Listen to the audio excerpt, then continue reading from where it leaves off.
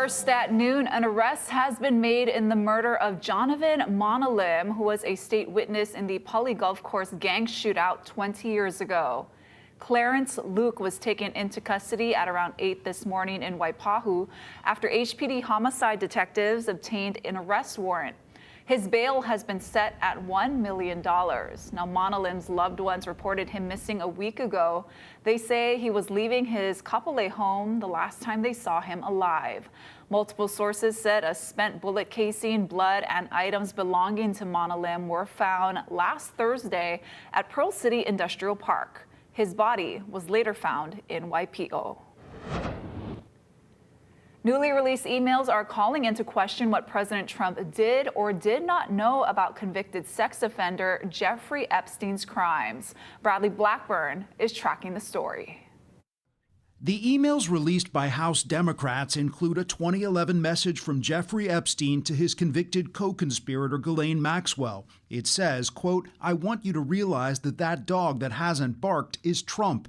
Victim spent hours at my house with him." These emails prove absolutely nothing other than the fact that President Trump did nothing wrong. The White House says the redacted name is Epstein's victim, Virginia Giuffre. Before she died by suicide earlier this year, Giuffre, who once worked at Trump's Mar-a-Lago resort, never accused him of wrongdoing. Ms. Giuffre maintained, and God rest her soul, that she maintained that there was nothing inappropriate she ever witnessed, that President Trump was always extremely professional and friendly to her. Trump has never been charged with wrongdoing in the case and has long denied any knowledge of Epstein's sex trafficking operation. I wasn't a big fan of Jeffrey Epstein, that I can tell you. But in another of the newly released emails, Epstein wrote to journalist Michael Wolff in 2019 about Trump, quote, "Of course he knew about the girls," as he asked Ghislaine to stop. Jeffrey Epstein is talking about, I think, pretty serious stuff, disturbing stuff in these emails. And I think it once again asks the question is, why won't Donald Trump fulfill his campaign promise and release all the files? With a new Democratic member being sworn in, a group of House lawmakers believes it will soon have the bipartisan votes to force the Justice Department to release all files related to the Epstein case. I believe we're going to get 40, 50 Republicans voting with us on the release. That vote could come to the House floor early next month. Bradley Blackburn, CBS News, New York. Meanwhile, the longest government shutdown in U.S. history could come to an end tonight as the House gets ready to approve a funding package and send it to President Trump for his signature. Erica Brown has the latest from Capitol Hill. The House will be in order. The House convened for the first time in nearly 2 months, ahead of a final vote on a funding bill that would end the government shutdown. Republican Speaker Mike Johnson expressed optimism that the measure will pass. We believe the long national nightmare will be over tonight. It was completely and utterly foolish and pointless in the end, as we said all along. The bill funds the government through the end of January, extends funding for SNAP benefits for a full year, and reverses shutdown-related layoffs of federal workers. But the legislation does not include the extension to the Affordable Care Act tax credits that Democrats say is critical to lower premiums, leaving many in the party frustrated. We have federal workers across the country that have been missing paychecks. We have SNAP recipients, millions of SNAP recipients across the country that, whose access to food stability was imperiled. And we have to figure out what that was for. If this amended bill gets through the House, it will then go to President Trump for his signature and officially mark the end of the government shutdown. Our troops, air traffic controllers, and federal employees will be back to receiving their regular paychecks. Families in need will get back to receiving their food purchasing assistance. Transportation Secretary Sean Duffy warned air travel may still feel some of the impact of the shutdown even after the government reopens. It depends on controllers coming back to work. Travelers continue to face uncertainty with hundreds of flight cancellations reported midday Wednesday. Erica Brown, CBS News, Capitol Hill. Here at home, nearly 4 years after a Hilo man died allegedly during a police chase, his family is now suing Hawaii County. In their public reports, police said Patrick Enos Jr. was speeding, ran a red light, and crashed in Kea'au in December of 2021. but they made no mention of officers pursuing the 28-year-old. Enos's family says at least one witness told them police were chasing him. They believe it's because he had an outstanding warrant for missing a court date.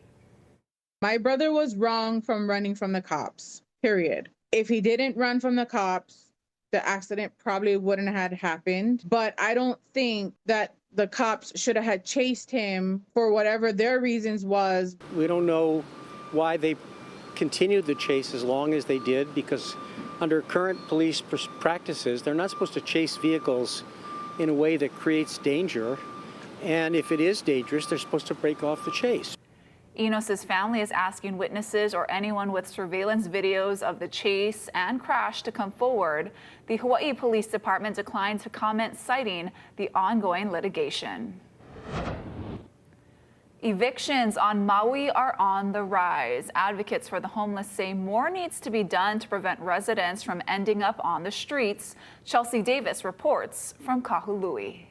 We always find a way, okay? We always find a way. If I can get into the shelter before Friday, I'll be happy. Advocate for the homeless Lisa Darcy reassures her friend Larry Kianini he won't end up living on the beach again at 74 years old. We're all too old to go back on the streets. And I feel about my wife too. She's old. I know she's trying to take care of me, I try to take care of her. We got to put our heads together and see what we're going to do. Kianini is being evicted from his Kahului apartment on Friday because he got behind on his rent and couldn't catch up. He and a growing number of people are calling Kahaleakeola's homeless shelter. The executive director says they're nearly full. She says the number of phone calls from people being evicted this year have more than quadrupled from last year. There was an eviction moratorium on Maui after the 2023 fires to help residents who are displaced by the disaster. That was lifted in February. Executive Director of Maui Mediation Services says their numbers are also rapidly rising, with 39 cases in September, 64 in October, and 17 so far this month. Darcy says more needs to be done to help kupuna like Kianini who don't have enough money to keep a roof over their heads. That there is a bridge, that they're not just left to handle this on their own. We need people to help them pack. We need people, Share Your Mana is paying for their storage unit. We're getting the people to help move their kupuna. So agencies need to take a larger step, and if not, then support the nonprofits who can do this, that are flexible and nimble. They can help us.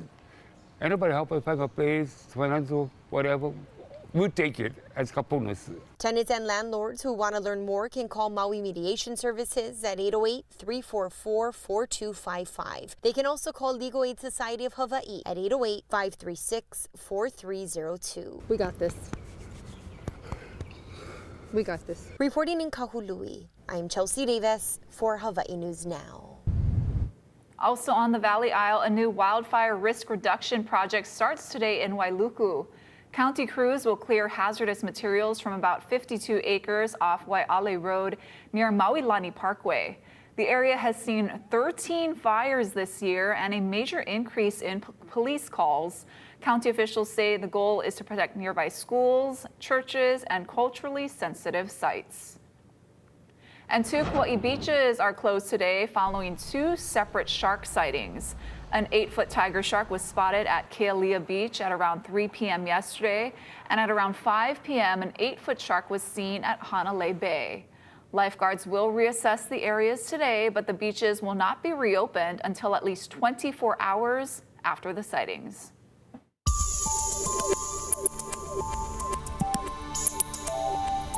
Well, happy Wednesday, everybody. Here's just a quick look at your first alert weather headlines. The main thing that we're going to be talking about today is the strong trade winds. Pretty breezy out there. Also, a high surf advisory up for east-facing shores. This is also alongside some windward clouds and showers, especially over the eastern half of the state today. Going to continue to see some rainfall out there. And you can see we've got a wind advisory out over the eastern half of the state. I'll give you the breakdown of this coming up. Thank you, Drew.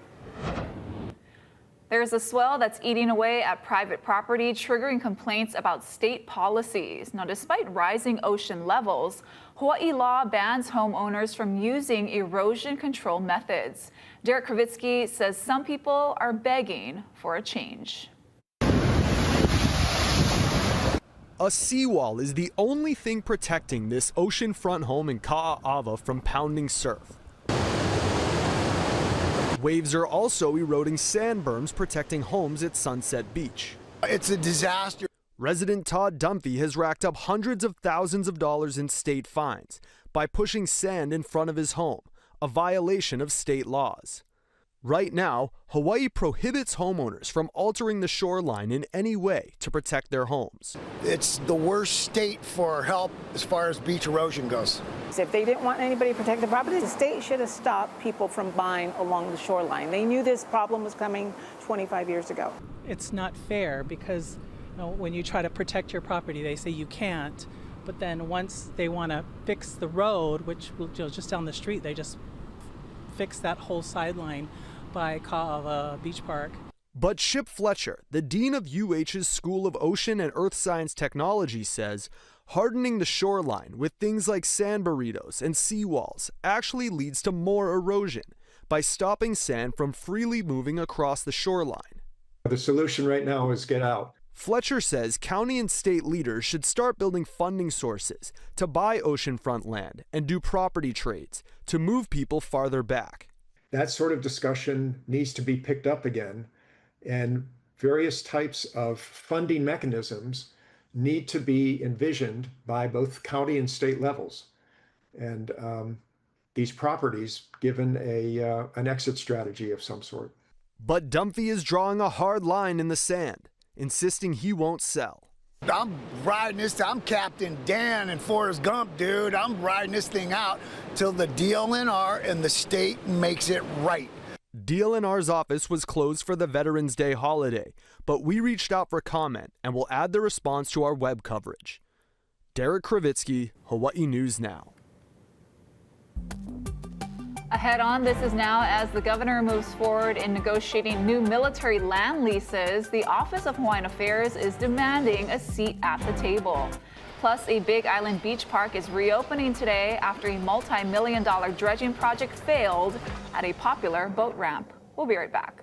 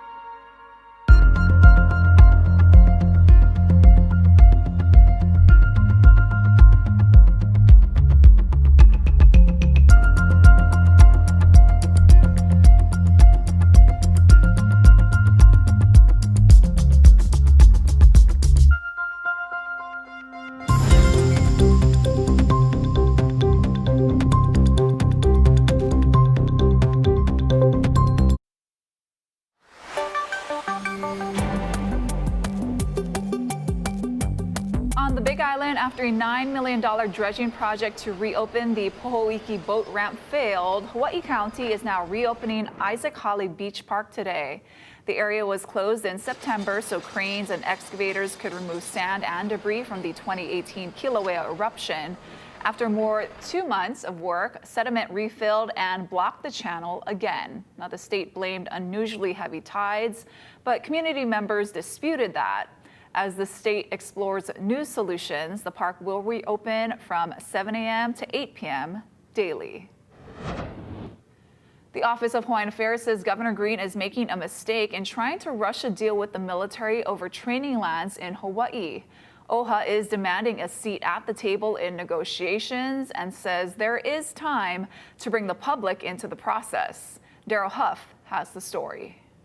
The Army Secretary said he wanted to settle new training leases in Hawaii by the end of the year, and the governor has taken that as a threat that the feds might just take the properties. But in this letter, OHA Chair Kai Kahele says there is time to give Native Hawaiians and the public more involvement in negotiations. Native Hawaiians want a seat at the table, and it's very important that Native Hawaiian voices are part of not just this discussion in an advisory capacity. The governor came back from meetings with the Trump administration in October with a plan to have a negotiating team in place by now and has already laid out a $10 billion laundry list of demands in return for new leases.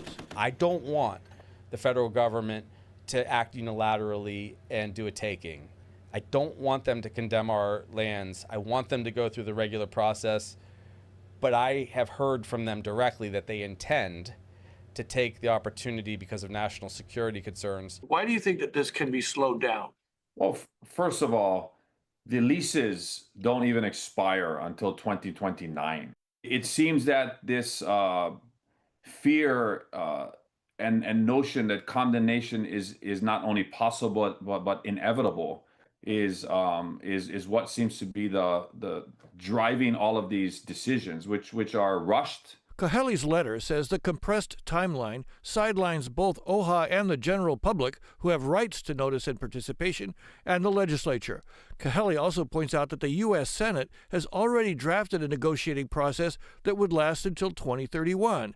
Congressman Ed Case is involved in drafting that legislation. I've been involved in this myself in terms of trying to fund out of appropriations a process by which people would at least discuss it with each other. But it's absolutely critical that everybody feel that they had a say in it. The governor's office issued a statement saying the governor will be convening an advisory group made up of key community members and Native Hawaiian leaders, including OHA, over the next 2 weeks. We do not want to be a token advisory group that does not have a seat at the table and is not taken seriously and does not have a vote. Native Hawaiians and OHA have extra leverage in this situation because the state constitution requires they be considered, consulted, and compensated for any use of lands that were part of the overthrown kingdom. Daryl Huff, Hawaii News Now. Thank you, Daryl. Let's take a live look outside with our tower cam looking at Honolulu Harbor. It is a wet and windy day across parts of the state on this Aloha Wednesday. Drew Davis is going to be back with your full forecast in 2 minutes.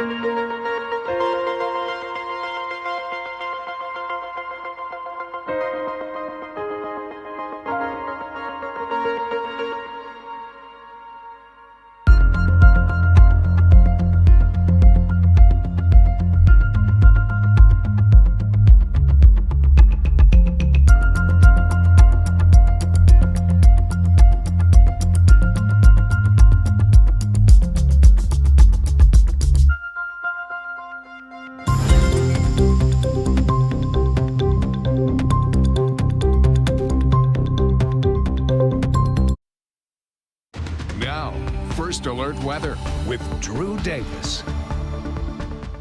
Happy Wednesday, everybody. Another look at your first alert weather headlines. We've got strong trade winds out there, prompting the National Weather Service to issue a wind advisory for the eastern half of the state, alongside a high surf advisory out there for east-facing shores.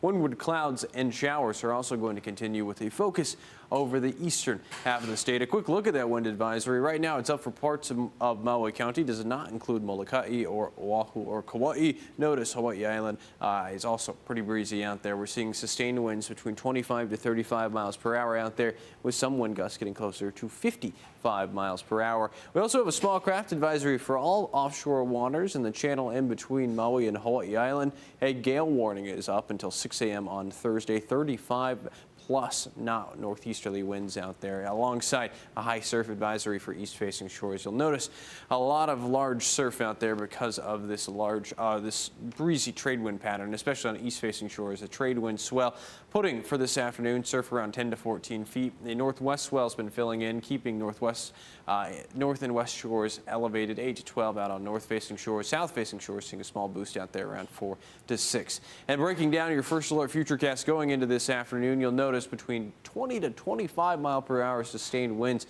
across the entirety of the state. Of course, a little bit breezier over Maui County and Hawaii Island. This is going to continue into tonight around 2 a.m. Still seeing sustained winds between 15 to 20 miles per hour. Still breezy throughout Thursday and Friday. Slightly weaker winds as we're heading into the weekend. And you can see in our first alert futurecast as well, a very weak front's been moving across the state. Windward showers continue this afternoon, and a better chance for heavier showers over windward Maui and Hawaii Island going into late tonight into Thursday and Friday.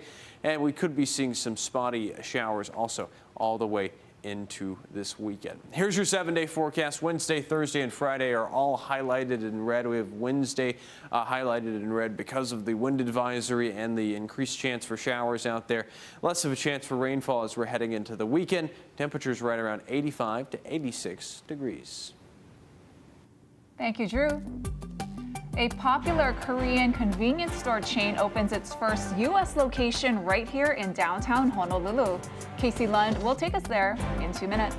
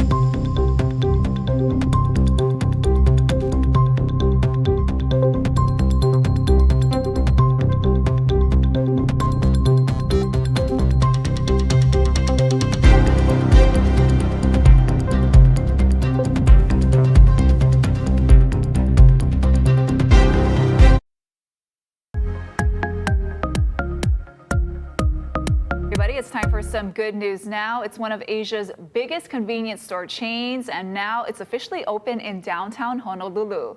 CU Hawaii is bringing its mix of Korean favorites and a touch of local flavor to Bishop Street. Casey Lund went to the grand opening where he got a first look inside. Yeah, CU Hawaii made history. This is the first store. They just opened a little while ago here in the downtown core, the executive center. This is exciting stuff. A lot of people waiting for them to break in to the American market. Robert Kurisu is with me. I want to talk a little bit about all of the amazing food you have here, but I think to do that, I want to bring in my dearest Korean friend. I think that I need Grace Lee with me. She's here, and she's got her hands full. Oh, yeah. Oh, should I put this down? Okay, I'll put this down. But there's so many good things to eat here. Straight from the motherland. I love it. I know. I wanted Grace to come down here because first of all, just look at our ramen choices. She went spicy. I basically went like pasta.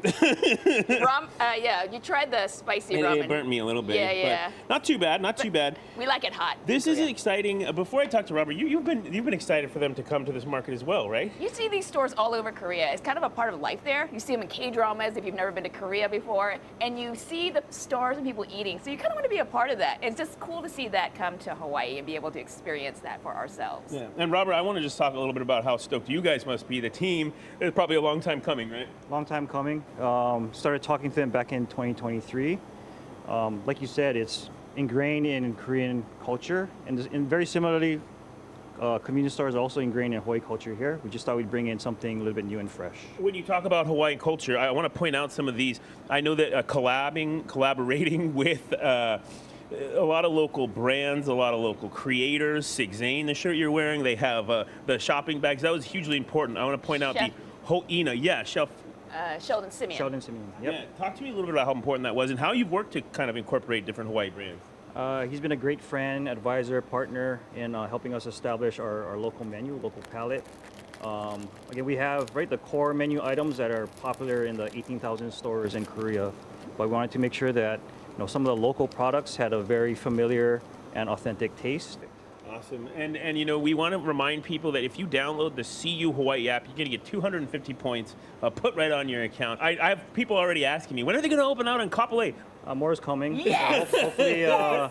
Hopefully sometime next year. Awesome. We'll have, at least within the next year, another 9 locations, I believe. Ooh, and we got more breaking coming. news right here. Yep. Yeah, more coming. Yeah, very good. Yeah, and Robert, this is really the only kind of library you're ever going to find Casey at. So Yeah. the ramen library, Carbs. his newly found love in Hawaii. So he should thank you personally for that. Yeah, thank you. We've been so generous here, sampling all the things that we've sampled this morning here. So a lot of local collaborations, right? We're a local team, locally owned company, and we'll continue to do collaborations and featuring local artists, local vendors, local brands. We'd love that. So, Robert, thank you to you and your team as well, Grace. We're going to do a little get back to ramen work cheers here. Yeah, cheers. We're going to get back to work. We'll send things back to you. They're open every day, 6 a.m. to 11 p.m. right here, downtown Come check Honolulu. it out. Totally worth it. See you. Thanks, guys. Can't wait to check it out. And thank you for watching This Is Now. More news first at 4 right here on K-Chanel.